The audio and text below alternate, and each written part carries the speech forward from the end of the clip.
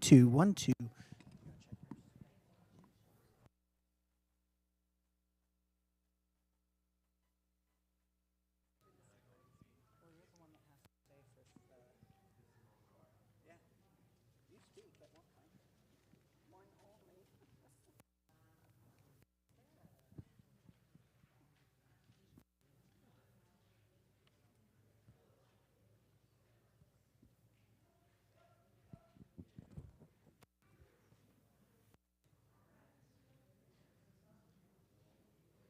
Okay, very good. All right. So, welcome to our 2024, which is really our 2025 annual congregational meeting. If you do not have an annual report, we printed one for you. It is sitting back there. Please raise your hand if you do not have an annual report.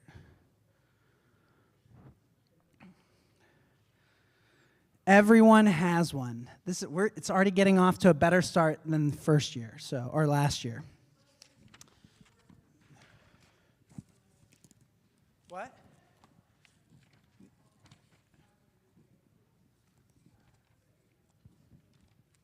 Okay. We're going to begin with prayer. So let's go to God. Every meeting in the Presbyterian Church begins with prayer and ends with prayer. So let's begin with prayer. God, we give you thanks for another year in the books at United Presbyterian Church here in Superior. We give you thanks for the many hours, many hours, hundreds, thousands of hours of volunteer work. We give you thanks for the staff and all the committees that make this community as vibrant as it is. We give you thanks for the tons of ministry that has happened, and we pray, God, that as we review the last year, as we discuss minutes and reports, that you would be with us and that you would give us wisdom. We love you, God. Thanks for loving us first. Amen. Okay, clerk. Is there a quorum? Okay, and for those of you that don't know, but this is knowledge that can be in your brain. According to our bylaws, we must have 10% of the congregation of members present to have an annual meeting. Our membership is somewhere around 220, 230-ish, so that averages out to about 22, 23 folks. We have more than exceeded that quorum. All right, and so we need to have an approval of the call to meeting. According to our bylaws, right, and we love bylaws, according to our bylaws, we must give at least 2 weeks' notice of an annual meeting, and the second week may be the week that the meeting takes place, the day it takes place. We began announcing this in November, so we are more than our due diligence, but there does need to be a motion and a second to approve the call to meeting, that it was within the our bylaws, that it fits well within our bylaws. Is there a motion? Okay, there's a first and I saw a second. Great. Is there any discussion about what it takes to call an annual meeting? All those in favor that this is an approved meeting, say aye. All those opposed, say boo. Yeah, someone was tempted. I know someone was tempted. This is an anecdote, but one time during a session meeting, I made the no really, really fun, and Sandy Lemieux just went, blah, and she's like, wait, did I just say no? I didn't mean to say no, but it was so fun. So I'm glad I didn't trick anyone into that. All right. I encourage you to turn in your handy-dandy annual meeting packet to the minutes of the annual congregational meeting from 2024. Page 3.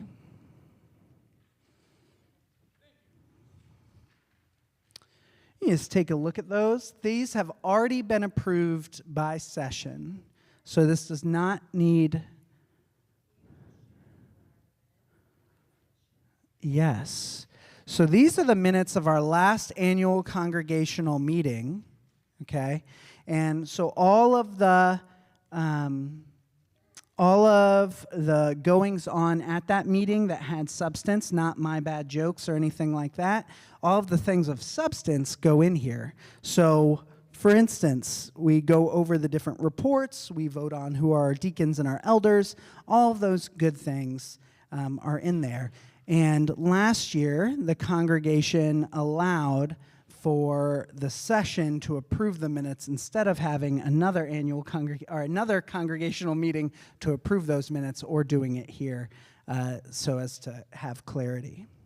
So you can read those, but they don't need to be approved again because they were already approved. All right, you may turn to page 4.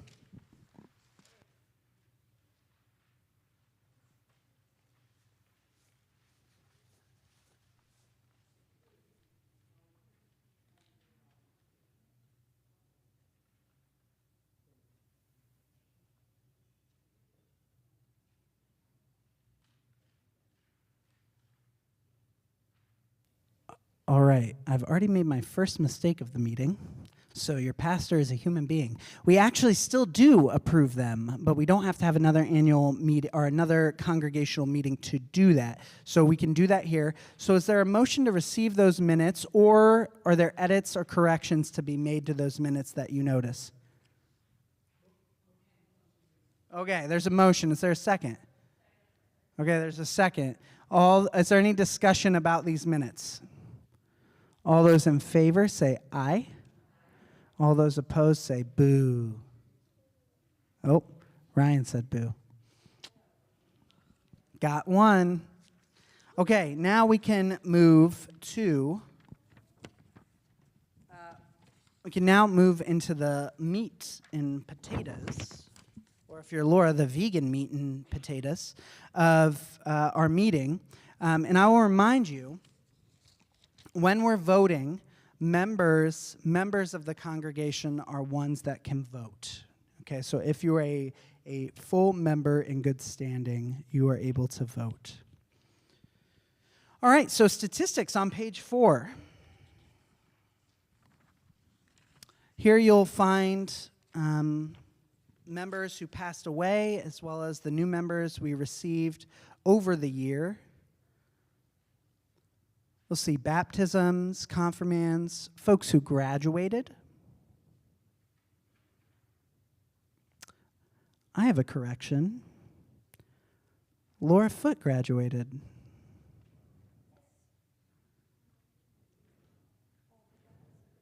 December 14. Yep. So she didn't. Laura did not share that with Mary because, yes. There was a wedding, too. That would be an edit as well. There'd be a correction to that. Tyler John Keel and Caitlin DeJesus got married here. Mm-hmm. Yes. No, it's all good. Look at us. Finding edits.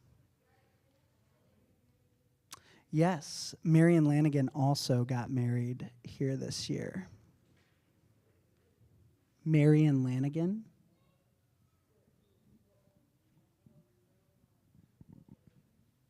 She's not here today.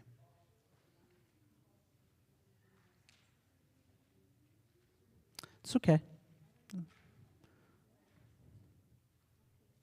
Is there any other edits to the statistics report? Any questions about the statistics report? Now I think we're good on the weddings. So 2 weddings and add a graduate, even though Laura will not say that about herself. You can look at the church attendance record for 2024, averaging 126.3 people, because even if you're a 0.3 of a person, you're still a person. Just kidding. It's good. This does include the people online. Yep, that's a great question. Other questions about statistics? Okay. You can find my annual report on page 5 and 6. Scintillating reading, but this year I included pictures. for those of you that are picture readers. So you can take a look at that. I even told some jokes in it. Find them. It's good. All right, that's pages 5 and 6. You can look at on page 7, you can look at the deacons roster and the session roster. There's a couple more pictures there. As you know, this year was a big upheaval in terms of building. So the building saw major changes, and I highlight. We received, between building grants and other grants, a little over $150,000 in grants this year. So kudos to those who wrote grants for things. Okay, Deacons Board Report 2024. That was respectfully submitted. I did not submit mine respectfully, unfortunately. But I'm glad Dean did. I'm glad Dean has been respectful. There's a Deacon Board Report. You can take a look at that. And if you have any questions at all, go ahead and raise your hand. And if you have a question, I'll bring the mic to you so you can share it with the congregation. You'll see the Personnel Committee report on page 9.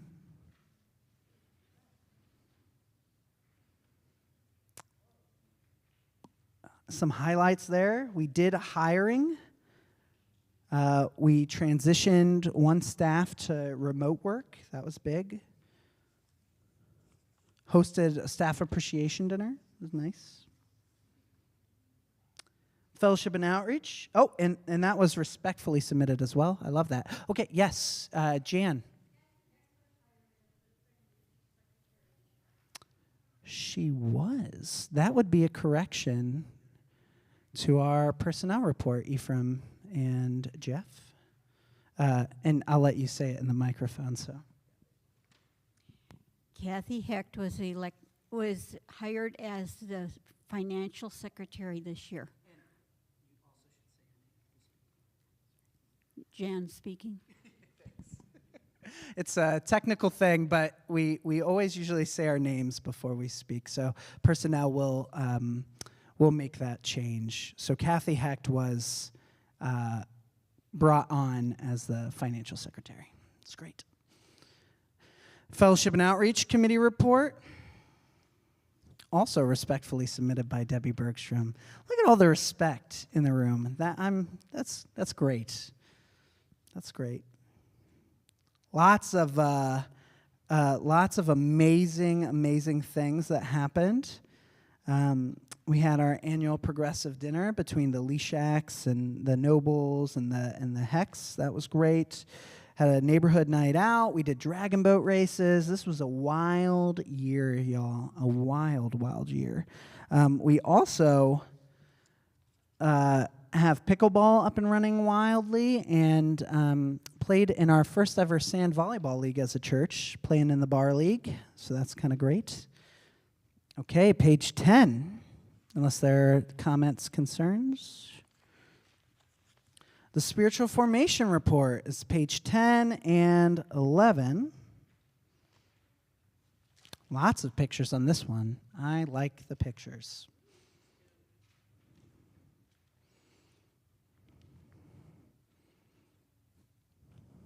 Look at that. Okay. There are pictures of the confirmation students at the synagogue, us at the intergenerational family fall retreat, some of the kids being acolytes on Sunday morning. Really exciting stuff. All right. Remember, stop me if there are questions. Page 12, we have the Spiritual Formation Committee report brought to us respectfully by Erica Schultz. Thank you, Erica.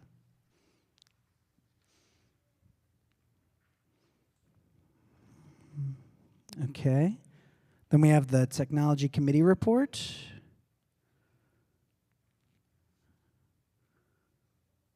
Great. I would, Brett Foote would like to make an edit to the technology report that there were weddings where tech was used. So that would be a change to the technology committee report. So it says currently there were also Lenten services and funerals. We also do weddings here. Quite a few of them. So we'll add that. Moving on to, unless there are other edits, moving on to the next page. The Buildings and Grounds Committee report. Huge year for B&G. Huge year. Yeah. Smart thermostats were installed. Lights were repaired outside. Lights in here are going to be changing shortly. Those were procured. The carpet was redone. The parking lot was refinished. The bell tower was painted. Egress sidewalks were laid. It was a busy year in terms of buildings and grounds. Any edits, changes, anything you see? All right, moving on. It's exciting, isn't it? It's good. Finance Committee report. Bev Vosberg's on that. Also respectfully submitted. Did Reese do this, or did you all literally put respectfully submitted?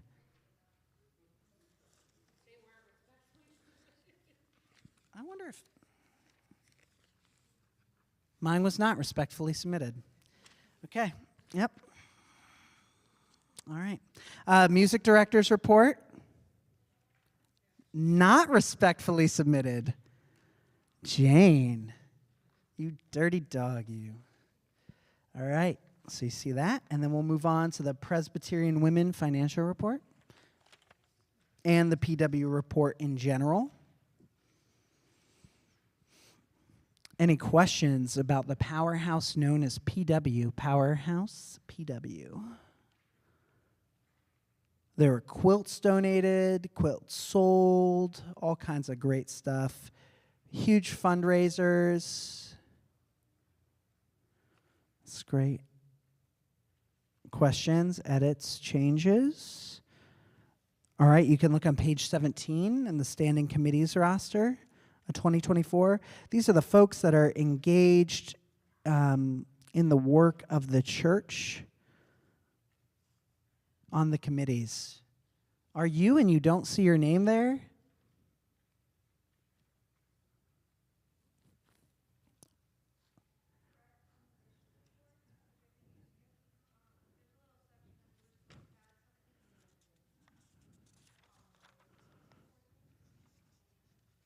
Yes. I did, but it did not get to Reese. So, yes. That will be in there. That comment comes to you on page 14, looking at the Mission Committee report. There is a big bold thing that says, Brett, please elaborate on this section with info from your trip. It was elaborated upon. It did not make it into the annual report, but the edited annual report that will come out, you will receive that information, along with the other edits and corrections and changes. Standing committees roster. Okay, everyone see that?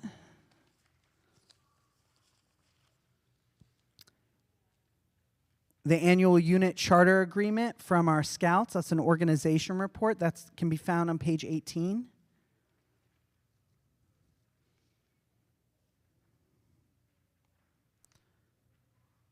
We have several scouting troops in our church. So this is their agreement with us. Dean Hecht is our scout liaison. That goes from 18, 19, and to page 20. So you can take a look at that.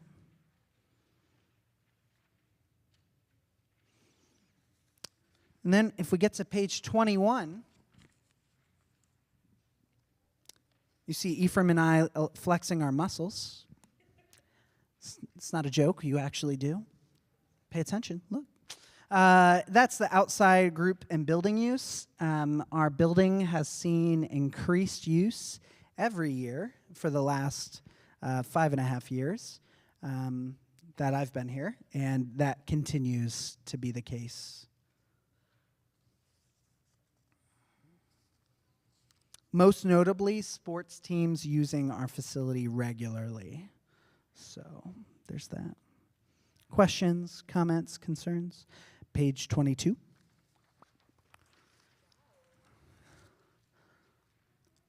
Here are the designated funds of the church. You can read more about those and what they are for.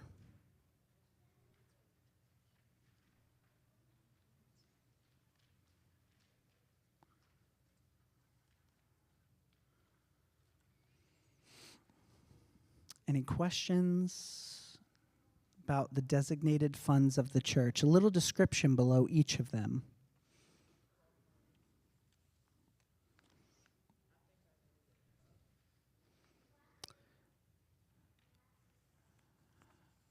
All right. It's page 22. Page 23. The 2024 operating fund. Actual versus budgeted. Take a look at that. Go down through the numbers.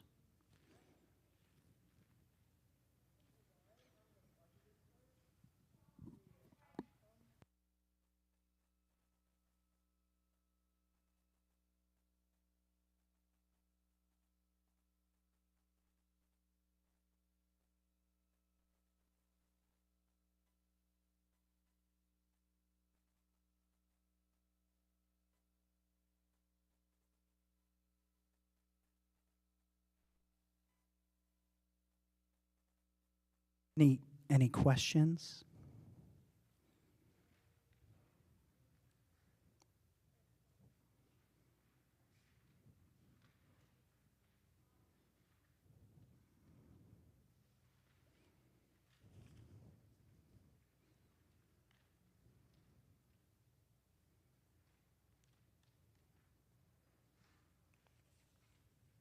A lot of numbers there. As Ashton has said, big numbers. We can move to page 24. The 2025 operating fund overview.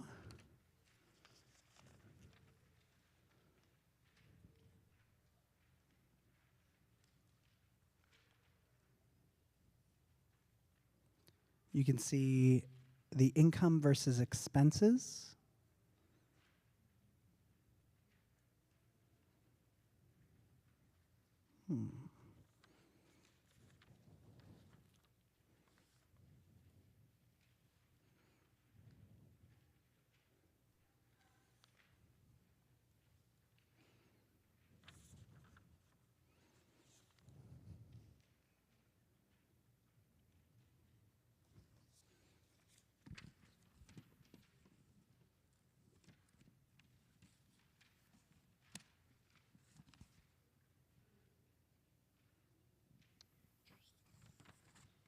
Any questions? Yes, Jill. Come, you want to hear? Here you go.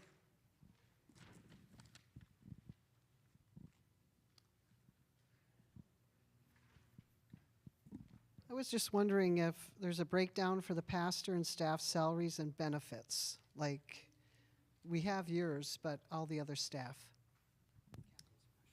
So Jill just asked if there's a breakdown for the exact staff budget, and yes, there is. I can go grab my computer, unless you have your budget handy, Ephraim or Jeff. I can get my computer and share it with you.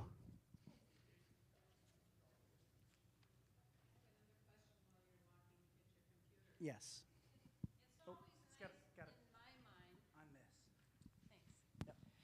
It's always nice in my mind when the expenses equal the anticipated income and the anticipated expenses equal each other. And it might just be on paper, but to me, that's something to shoot for. Amen.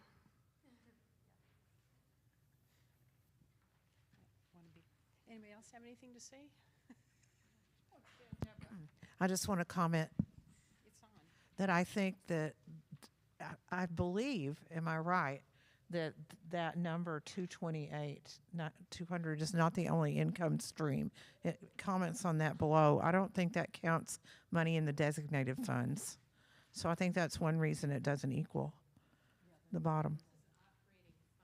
Yeah, but look, it's just the general funds. It's not the designated funds. Yeah, because then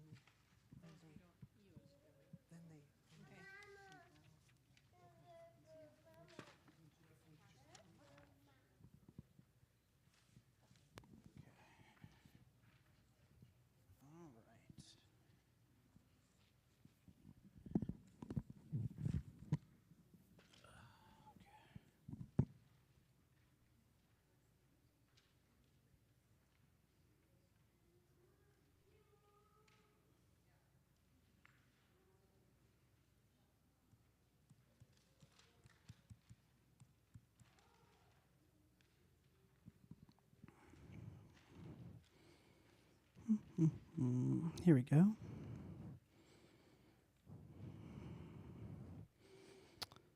Okay. All right. So the additional salaries, so for staff beyond me, but you can see mine as well on the next page. So that's there. So I will not. I can repeat that if you'd like, but we'll go secretary. And as a reminder, part of the secretary is paid by Pioneer Parish, a grouping of 3 churches. So they do 20 hours for United, 10 hours for Pioneer Parish, and their pay is split between that. So when you hear that, 33% of it is covered by Pioneer Parish. $24,273.60 for the secretary. Treasurer at $9,690. The CYF director at $19,450.38. The organist pianist at $8,733.24. The chancel choir director, and on paper, so just so you know, we split Jane's position into 2 positions. So you're going to hear 2 numbers, because in the terrible case that Jane was not our director, we would be hiring probably 2 separate people. So the chancel choir director is $4,666.50. The bell choir director is $2,814.69. For the nursery workers, it's $2,121.60. And that's both Jane's position as bell choir and chancel choir, and the nursery worker are hourly. So if they work the hours, that would be the max that they could hit. But if they do not, then it doesn't hit that. So that's what we have budgeted for. And then custodian at $9,000. That is the totals for the staff. Any questions about that?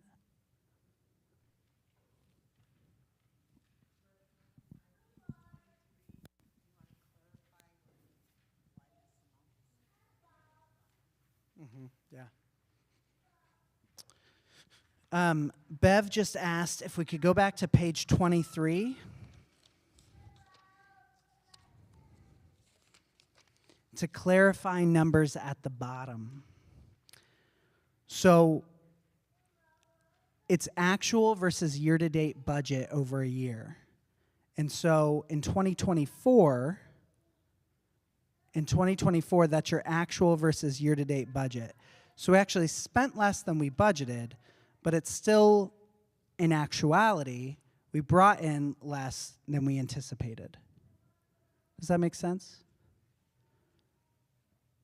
Does not make sense. This is why I'm not a financial person. All right, so, okay, so on the left column is the actual income and the actual expenses. On the right column is the budgeted income and the budgeted expenses. Is that? So that is the difference between the income and the expenses.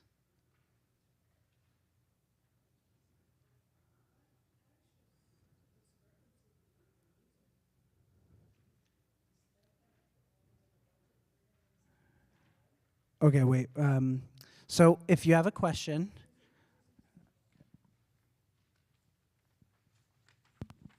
Why is there such a difference between the actual expenditures for music substitute and we're budgeting $375? yeah, that's a great question. Okay, so you will see though, the question is, why is there a discrepancy between what we budgeted for music substitute and what we actually paid a music substitute? And that is a great question. We changed in the middle of the year per request from Jane, and personnel had been working on this for about a year, so that what our personnel expenses, we do not pay our music director when they are not working. So since it happened in the middle of the year, you can't really change the budget in the middle of the year. So we actually saved money because we pay our substitutes less than we pay our actual music director, but you'll notice an overage this year due to we paid substitutes, but we also were not paying our music director's salary at, well, it's not salary anymore, but the hourly rate, which is considerably more than what they're making. Yeah. So that's actually an overall savings. It's just, it looks as if it's way over budget. And if anyone from personnel would like to, yep. Yeah, so Jeff is saying, look at the payroll and notice that there is a less amount than what was budgeted for payroll, and that's where that money comes back from. This is a great question. Other questions? Yes, Ryan.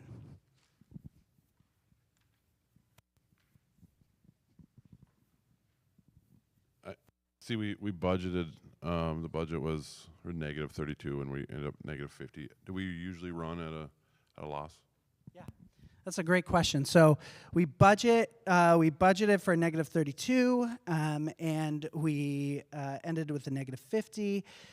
Do we normally budget for a loss? The answer is, in the 6 years I've been here, yes. Or almost 6 years. 6 annual meetings I've been at, yes. But do we typically run a loss? The answer is no. So, yeah. It just so happens that this year there was. But I will also name, comparatively, in terms of expenses, our expenses were more in 2024 than they ever have been in the church. So while we have typically, and I'll allow anyone from finance or session to explain this, while we typically do kind of throw a ballpark number into income, in terms of you can't entirely factor in what you're going to receive. But what I will let you know is, according to finance, the finance committee, our giving in terms of income and use, building use, has gone up over the last 6 annual meetings, or 6 years. So our giving has consistently gone up, but our giving has not met the rate of expenditures, if that makes sense. So our expenses have gone up, our income has gone up, but it has not met that level. That would also be true, too, if you look at our statistics for membership.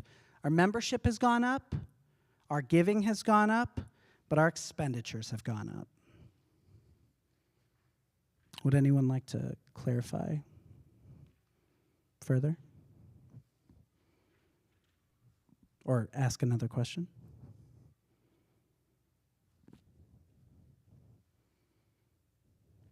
These are all good questions. Oh, hey, Claire. Welcome. That's great. I will offer in this meeting a pastoral word in terms of budget and finance. It has been, over the last year, the Finance Committee and session have been working on stewardship and figuring out how that works and what that looks like. You will start seeing the fruits of that in the coming months. So they're going to be working on creative ways to highlight what the actual need is to run the church. Yeah, and they'll be looking seriously at places where we can quote unquote tighten the belt, so to speak, or cut back, or not spend as much as budgeted, if that makes sense. This is a long topic of discussion, both at finance and at session.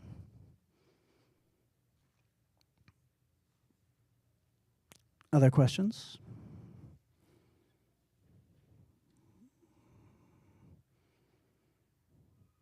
But I will let you know, Ryan's question is a question we have received every year I've been here, for what it's worth. If not, we'll go back to, sorry, go ahead.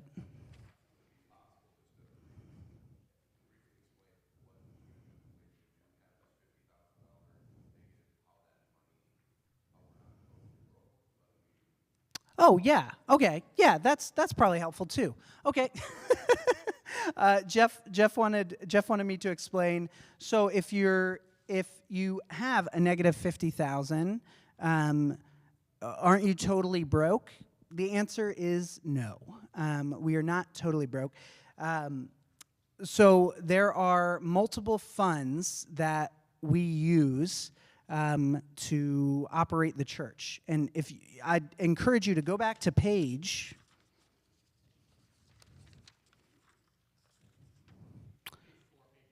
22.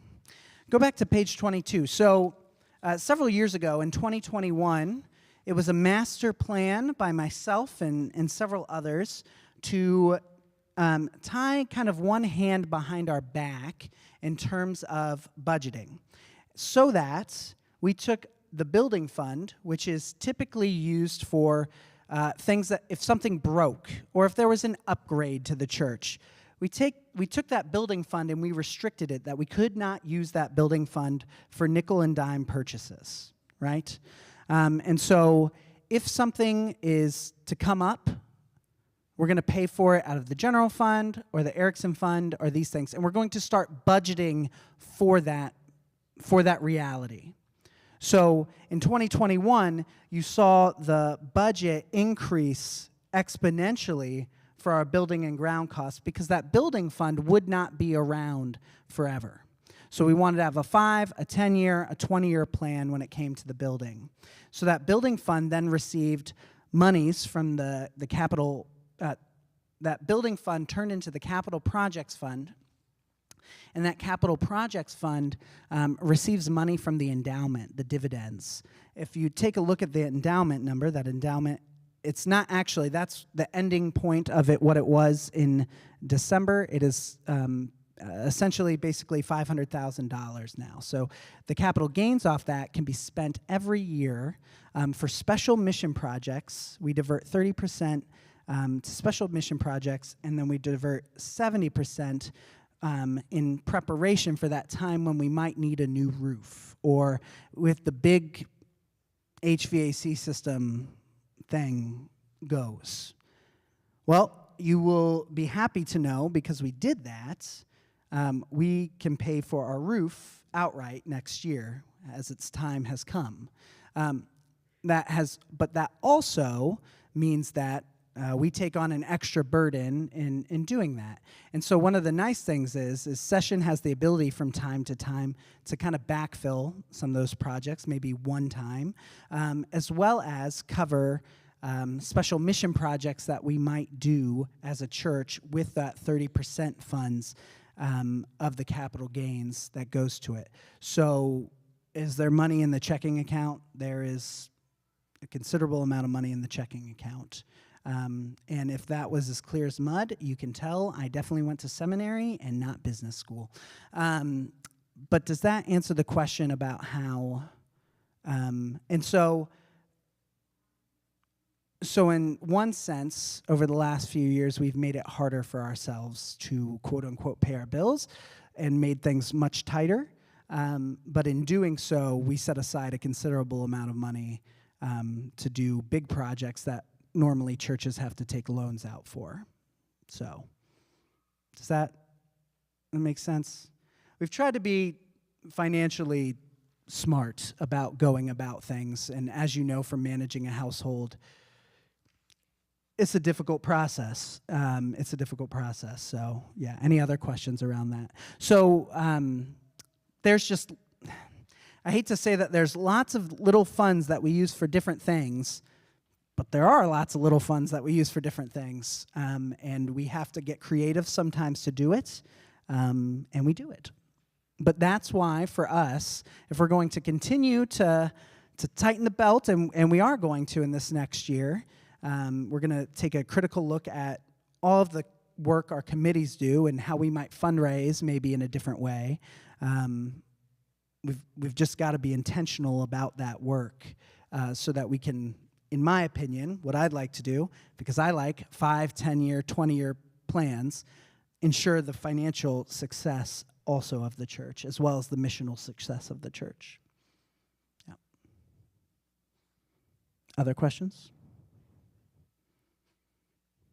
And that's just your pastor's perspective and your pastor talking. I would welcome anyone from finance or someone else on session if they had a point they wanted to make. So once again, how I'll summarize finances. Do we have an operating deficit budget? Yes. One, because we actually have no idea what the income's going to be compared to expenditures, although we do pledging, but not everyone loves to pledge. So we do our best guess on what people have given in the past. And then we also work off of little different funds that we can kind of manage our money around, as well as being critical about our budget. All while increasing membership, increasing giving, which has happened. So, other questions? We can move to page 25. Oh, yep, Eric.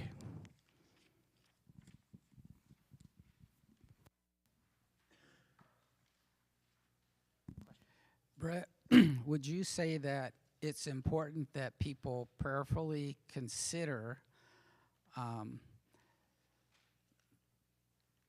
donating more and responding to the upcoming stewardship campaign that's going to happen this year? Because we all do a lot of great things in this church, but they need to be underwritten financially. And we hope that you'll respond to the stewardship campaign, which is coming up. So Eric is saying, and I won't repeat everything he said, but would people prayerfully consider joining us on our stewardship campaign? So I'll say two things. One, I find that I don't talk about money a lot as a pastor. And then the flip side is Jane Wester once told me that as a pastor, she's never heard a pastor talk about money more in her life. So I don't know. You be what it is. But we will be talking about stewardship this year. So we're going to focus on different ways committees can fundraise for their work. We're going to be heavily working on grant writing. I hope you saw in this last year what grant writing can do. There's over $150,000 worth of grants that we received, and we will continue to pursue grants from the city, the state, and the Presbytery to do good work. There's all kinds of grants I was led on to recently, and they're exciting. So, yeah, I mean, prayerfully consider giving and being a part of that. It takes a village to do the work that we're doing here in this community. And what I can tell you is it is not, in terms of the Presbyterian Church at large, we have kind of a weird thing. There are not many in fact, it's like less than 10% of Presbyterian churches are actually in the growing category out of the millions of Presbyterians that are in the United States and the churches that are there. We are part of that very small percentage of churches that are growing, both financially and in membership. It's just going to take us some work to get where we need to be. It's going to be hard work, y'all. Hard work. Yeah. In the financial department. Got the other stuff down. just the financial department. Other questions or comments or concerns? We move to page 25. Okay. You'll see the 2024 pastor terms of call and proposed 2025.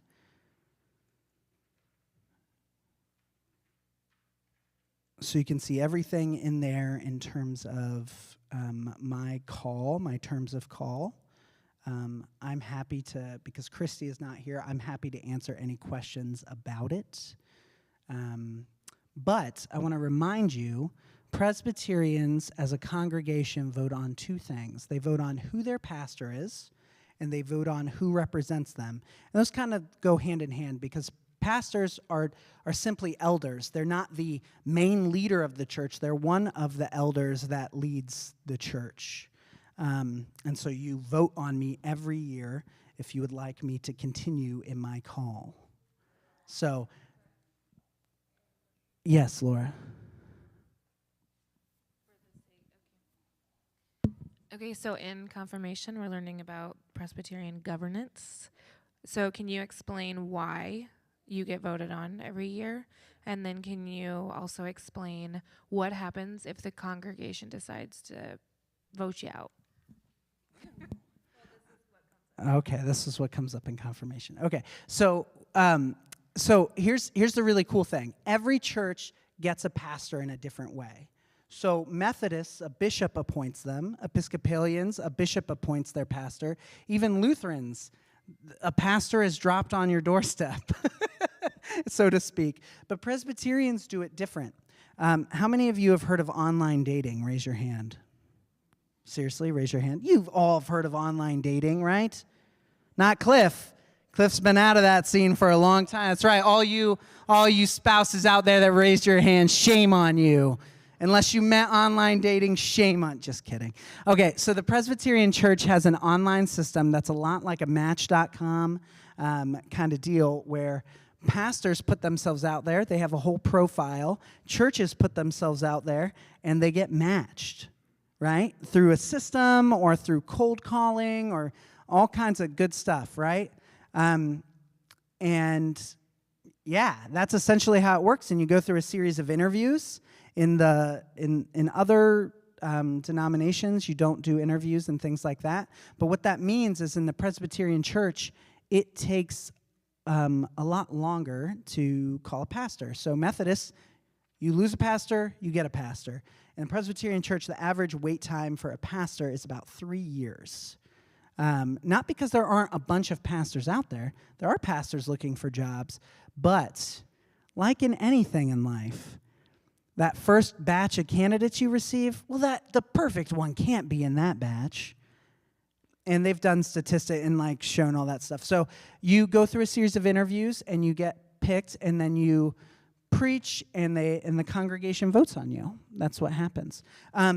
If this is the prerogative of every congregation that has a pastor, you can always say, no, we do not like that terms of call, or we are done. And here's why that's really important, because sometimes pastors make bad decisions. Sometimes pastors it is the will of the people that, the will of the congregation that person might not be called to lead a group of people any longer. And in that case, they say, nope. And that pastor goes on to another church maybe, and that church looks for another pastor. And this is also true for elders, other elders, not just pastors. So elders also, they have term limits, and they get voted on too. So let's say Debbie, right there, our wonderful Debbie, was up for nomination. Folks could vote Debbie down and say, we don't believe Debbie is called to lead us anymore. But we do, Debbie. You can't say no. And that's true too. So the Presbyterians, and this is a belief that goes back to the founding of the Presbyterian Church in Scotland and Ireland, and is what the American government is founded on. That's a true fact. You can go to your history books for that. Representative government. Just as the pastor represents, the elders represent, the deacons represent, and they all have their own functions within that government. So, yeah. Just like we elect different presidents and different things, we say bye-bye to one president and hello to a new one. That all happens in the Presbyterian Church too, except I don't have the power of a president. Other questions that might be helpful for the confirmation students too?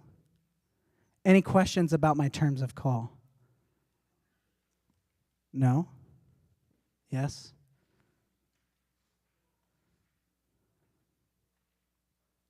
Okay. So this is the part where Laura and I disappear, and you all can, vote on my terms of call. So, Mary, I will turn it over to you to moderate the meeting. Yes. Well, you got to moderate the vote. I don't know how to do it. Oh, you don't want to? Okay. All right. Mary's being shy, so we need someone to moderate this part of the meeting. Jill, you'd like to? Okay.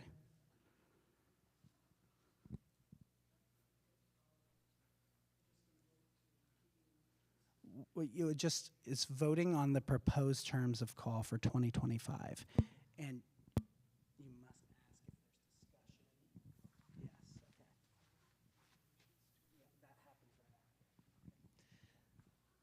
Yeah, that happens right. Give them some marching music. Thank you for being so patient, everybody. I know it's getting to be long. We're almost done. Okay. We're going to vote on the terms of service for Pastor Brett. And does anybody have any questions? Hello? Okay. We're going to vote on Pastor Brett continuing his term of service. Does anybody have any questions regarding that?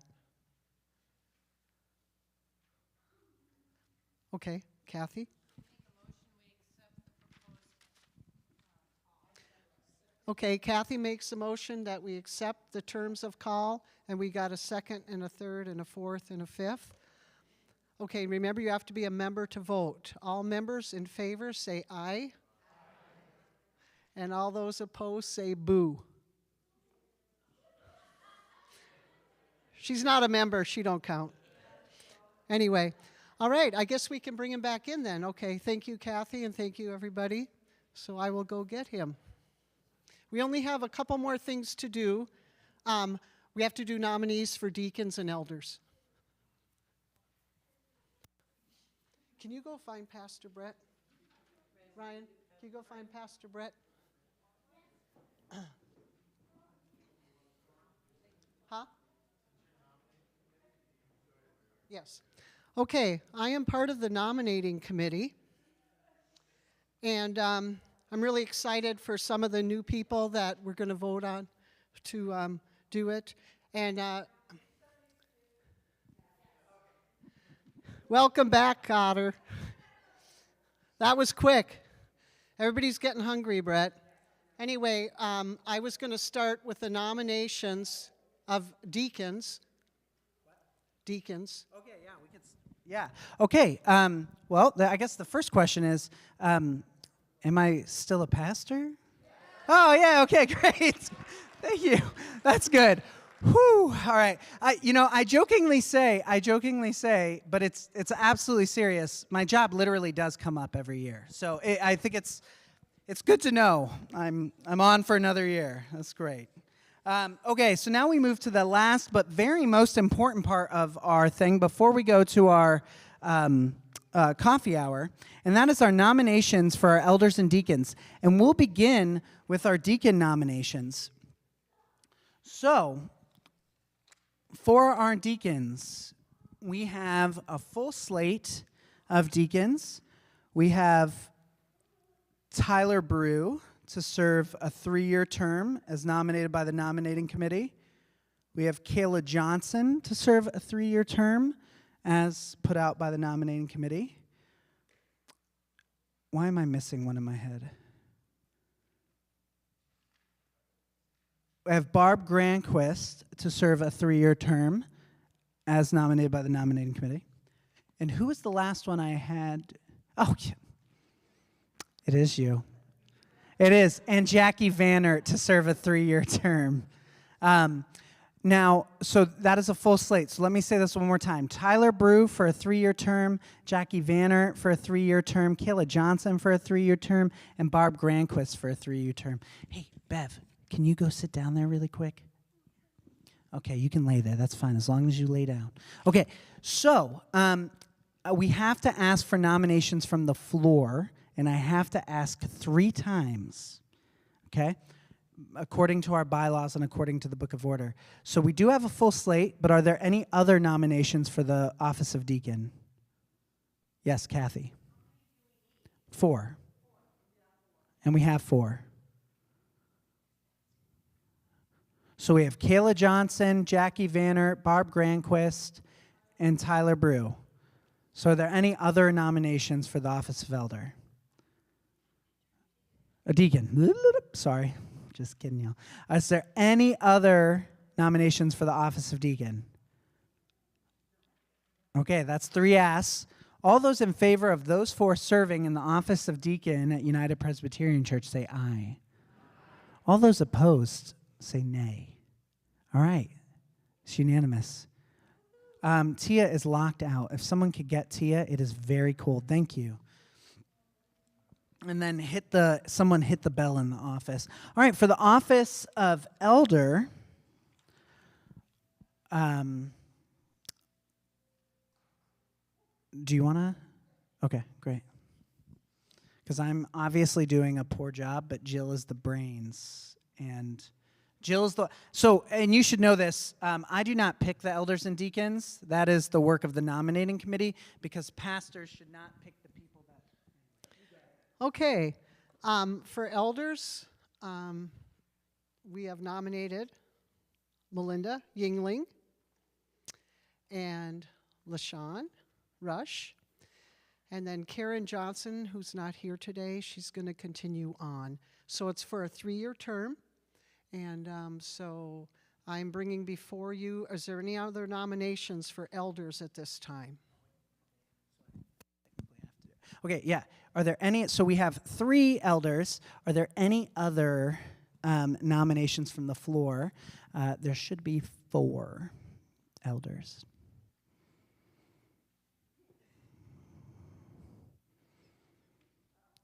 Are there any nominations from the floor for elders? I'll ask one more time. Are there any nominations from the floor of elders, for elders?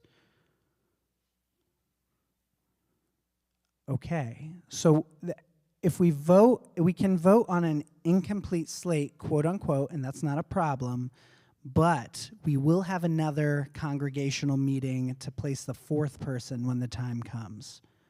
Okay. You have a nomination?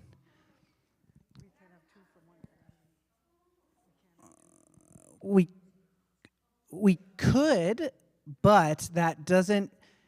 I mean, Erica and Debbie are technically from the same family. It's a little different. We need one more.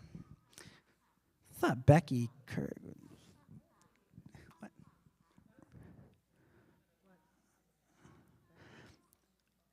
I mean, actually, I need to follow the rules here. There's been a nomination, so Ryan Yingling has been nominated. Do you accept the nomination, Ryan?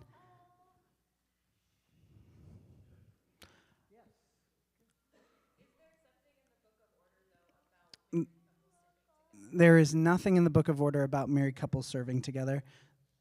The only question, yeah, I don't know. It can get wonky. It doesn't have to get wonky as long as everyone's healthy. Okay. Okay. All right. But there has been a nomination on the floor. Are there any other nominations? I mean, I'm happy to serve with Ryan. Yes. But I want to make sure everyone, well, I mean, we'll vote, so we'll know how everyone feels. But are there any other nominations?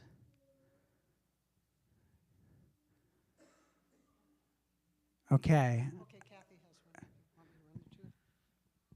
Kathy, you have a nomination? Dorothy Burris, as long as husbands and wives can be on it. Okay, now, if Dorothy Burris is nominated, so now you have two people for one spot. That's fine. So then we'll have a vote and we'll have to count.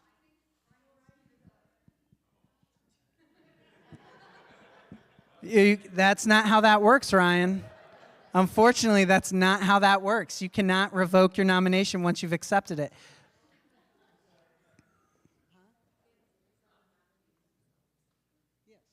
No, you cannot nominate yourself.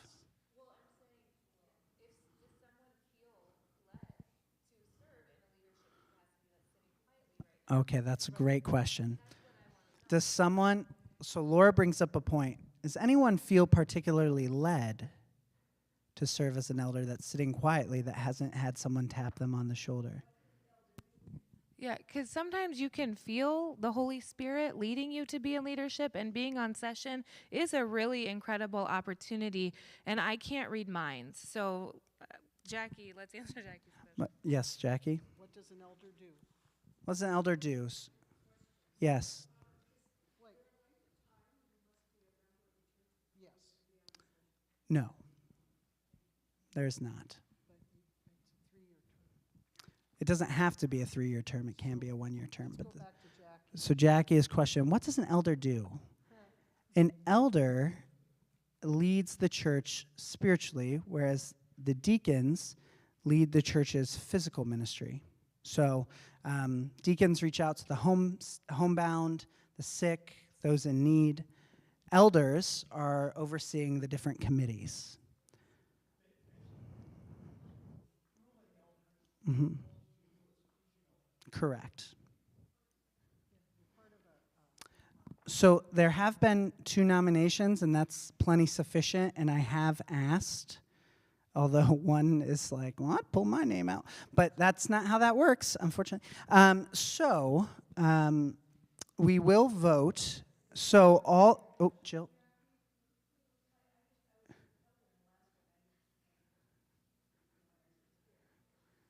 It's a similar thing. So elders, you could.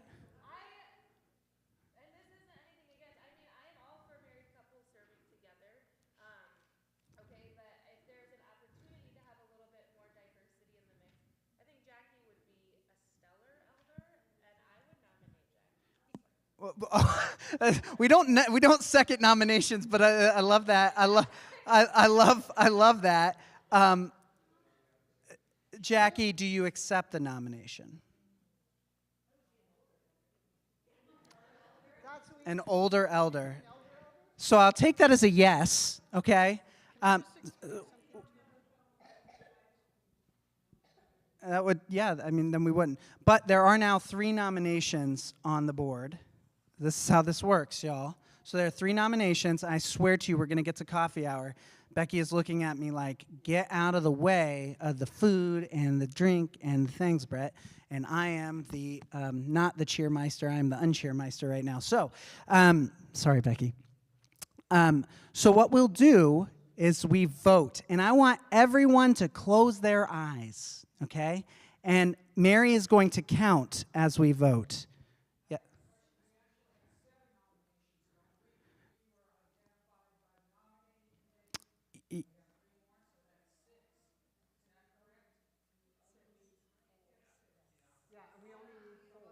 Yes.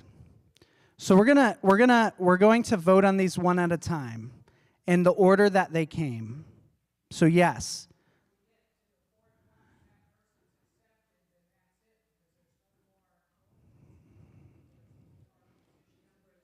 Correct. So, but we're going to go in the order, okay? So the first nomination, okay? So everyone's going to close their eyes because we're going to vote. Okay? So no one's upset or has bad feelings. And this way, yeah. Okay. And then Mary is going to count for us. So the first nomination on the floor is for Melinda Yingling. All those in favor of Melinda Yingling serving as an elder, raise your hand now. Okay. We don't need to count. Okay, great. Okay. All right, lower your hands. All right, our next, so that carries unanimously. Melinda Yingling's nomination carries unanimously. Well, she was already nominated. She was nominated. She was already nominated. And What is the question? We're voting on them right now. Oh.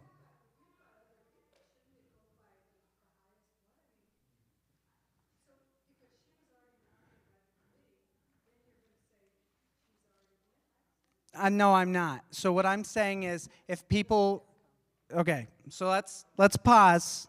Let's pause here for a second. Let me explain how this voting is working. Okay. So you will raise your hand, and I was taking them in the order they were received. So the nominating committee gave us a slate of people that have said yes to be nominated. And so we would vote on them one at a time, and every single one of them would have an equal opportunity to be voted yes or no. So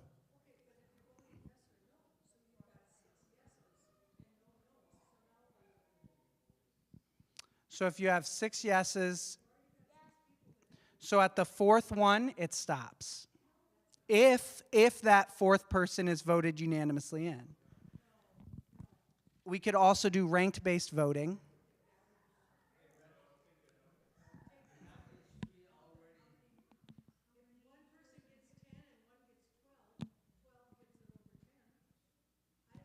Okay. Okay, well, that's fine. Yes, Becky. okay. Correct. Right.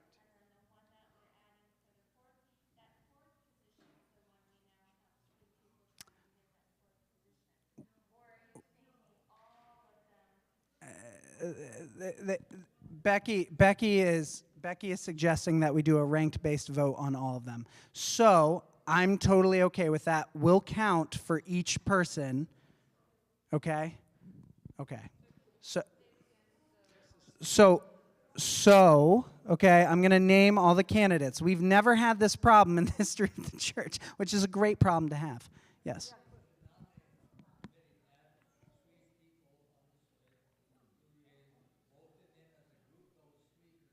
Yes, because that's who we nominated.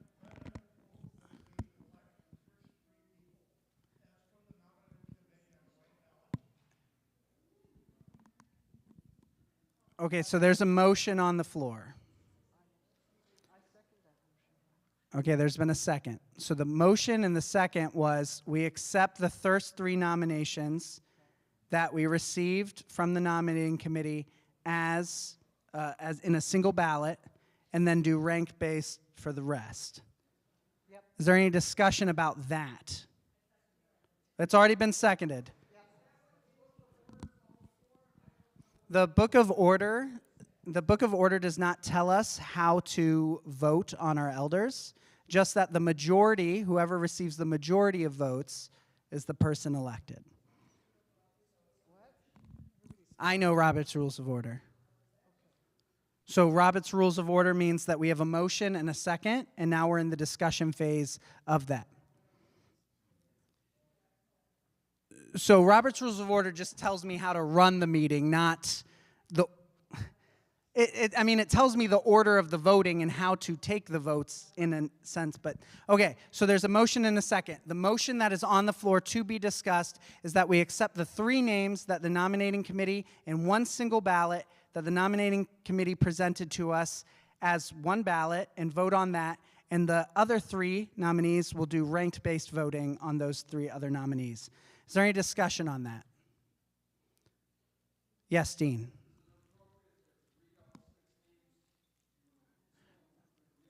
We'll read the 3 names that are on the singular ballot, I think would be appropriate. The 3 names that are on the singular ballot are LaShawn Rush, Melinda Yingling, and Karen Johnson. Those are the 3. Okay, is there any more discussion on those 3 names? All those in favor of accepting that single ballot of 3 names and then rank-based voting on the second set of 3 names to fill the last 4th spot, say aye. Aye. All those opposed, say nay. All right, motion carries unanimously. 3 elders were elected in that batch. Yay! And 2 of them will be ordained for the first time, so we'll have an ordination service and part of that. That's really, really exciting. Okay, for the 3rd one, we will do ranked-based voting. So if everyone could close their eyes, and we will do an actual legitimate count, and the 3 names that you have possibility to vote on are as follows. If he makes a motion to rescind his name, he can. Okay. There was a second. All right, the motion on the floor is for Ryan to rescind his name. All those, is there any discussion about that? All those in favor of rescinding Ryan's name from the ballot, say aye. Aye. All those opposed, same sign. All right, motion carries unanimously. Ryan's name has been rescinded from the ranked-based ballot. Dorothy.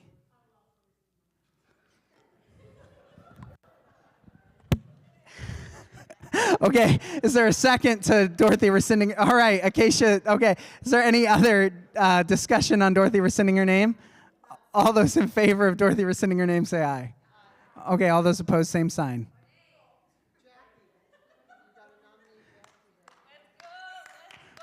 I heard someone say nay, but okay. Okay, so there is one last person, and we will rank-based vote on them because we continue. Okay, everyone close their eyes. Because there's, all right. All those in favor of Jack, we actually do have to vote on the person. I'm just following the motion that was on the floor. All right, all those in favor, please raise their hands. All those opposed, now raise your hands. Is there any abstentions? Maybe one. Okay, Jackie has been unanimously voted in as the last elder. That might be the longest annual meeting I've been to. Is there a motion to adjourn with? Wait. Mary has a motion. Oh, is there a motion to give permission to the session to accept the minutes of this meeting at our next session meeting in February? Oh, there's been a motion for it. Is there a second? Oh, there's a second. Is there any discussion about what that entails? No? All those in favor say aye. Okay, now is there a motion to adjourn with prayer? Is there a second? Okay, all right, all those in favor say aye. All right. No one's opposed. All right, God, we give you thanks.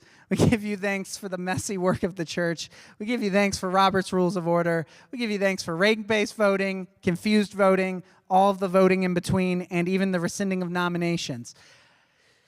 We give you thanks that you continue to lead your church through the messy, through this world, and we give you thanks for the ministry of United Presbyterian Church that is so, so, so strong.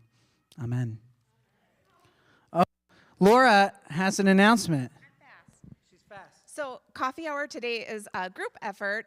In addition to the baptism that we had, we are also recognizing and celebrating Laura Foote for graduating from UW Superior in December. So, yeah. So please join us for snacks, coffee, and a celebration of Laura's accomplishments. And then also there's a small table off to the side with a card. So make sure that you sign the card for Laura. And that's it.